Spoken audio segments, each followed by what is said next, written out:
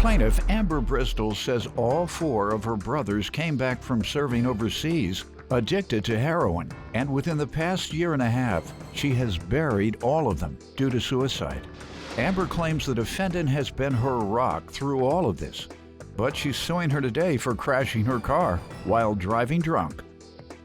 Defendant Linda Partridge had a tough life because her mom died when she was 11, and after she came out as a gay woman at the age of 20, things only got worse. Linda says Amber is the only one who's been there for her, but she doesn't believe she owes her for car damages. Start with you. I just want to start off, my life, it's been rough lately. My 4 brothers all served overseas in Iraq. I buried all 4 of them due to suicide. They got addicted to heroin and it became something easy for them here. Then we lost my mom right after that. They were addicted to heroin here, or when They started overseas. Over in Iraq and Afghanistan, they did it. Served in the U.S. Air Force and Army. All 4 committed suicide over the period of what? PTSD, it was a year and a half. We buried one every 3 months. And then my mother. Were they suicides or? All suicide. One was an overdose with the PTSD and the drug. They were self-medicating. Right. How long had they been out? 6 years. Had they sought 4 and 6. obtained help? They started to, and then the help became scarce, and then they refused it at that point. Why do you think they were refusing? Because of the heroin addiction, probably? Didn't want to stop that? Yeah. Yep. It's sad, and unfortunately, every war, some drugs involved. Vietnam War, it was heroin, same thing. The soldiers came back hooked on heroin, and that's when you had the crime explosion of the 70s, when we had the crack epidemic that involved a war, Central American War, selling the cocaine to finance guns for that war. So I just wanted to bring that to everyone's attention, that your brothers were really victims of a geopolitical drug war. Yeah, I agree. So go ahead, and I'm sorry that they let your brothers down and could not accommodate their illnesses that were caused as a result of their work for our country. Sorry to hear that. Thank you. My 4 brothers all served overseas in Iraq. I buried all 4 of them due to suicide. They got addicted to heroin and it became something easy for them here. All 4 committed suicide over the period of what? PTSD, it was a year and a half. We buried one every 3 months. Defendant Linda Partridge is being sued by her friend, who claims Linda crashed her car while driving drunk. How have you survived that? Growing up, they taught me cage fighting. Like, we did backyard fighting. And then I progressed to training Gracie Jiu-Jitsu and went on to amateur cage fighting. It kept me sane. And, along with that, Linda's been my best friend since we were 16. She's been the rock of, I wouldn't be here. Like, between that and the fighting, I wouldn't be here. Did you go to grief counseling or anything? Yeah, I do, still. Does it help? Yeah. It does to an extent, but the fighting, I go into the gym and it releases a lot more for me. So it keeps me focused. It keeps my kids focused. You're a mixed martial artist? Yeah. Really? But it keeps the whole family focused right now. See? Yeah. I can sense that. That's why I haven't been playing with you. I said, she might be a mixed martial artist over there. I'm glad you're not playing with her. Yeah, because you would be the one having to take them kicks and the flips. You're welcome here into our courtroom.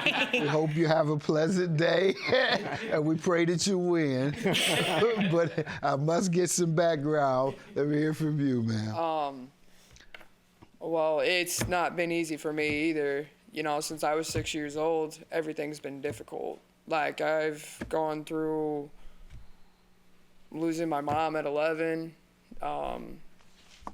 not really being paid attention to. After that, I came out the closet as gay. And even with that, that's been a handful. That's been hard. What age did you come out of the closet? I was about 20 when I came out, 19, 20 years old. Mm-hmm. And I mean, it's been hard. You get a lot of hostility? I get a lot of looks, a lot of being the black sheep of the family, you know, having... What hurts you the most, from your family or from society? It's more from my family than it is from society. Yeah, like, you don't know the people out here, but these family members you know. And they're, Yep. they're supposed to be your loved ones. Yep. Certainly they're not if they discriminate against you or degrade your self-identity. They're not like family. No. So they should know that, and any family should know that if you're discriminating or degrading any member of your household or family or friends, it's an injustice. Whatever you think about them. When you make a person feel bad about who they are, you're doing that person wrong. Period. And religion, whatever your argument, you make a person feel bad about who they are, you're doing that person wrong. Go ahead and give me some more background on yourself. The only other person who's basically been like there for me has been Amber. Amber's been the person who's like lifted me up and held me up and wouldn't let me fall. Like when other people have said stuff, she's been there. She's told them, don't say that. You're wrong. How's your dad? Did he stay in your life after your mom passed? I've never met my dad before. Okay. My dad basically, I have a stepdad. My stepdad is my dad. How did he react? He's fine with it.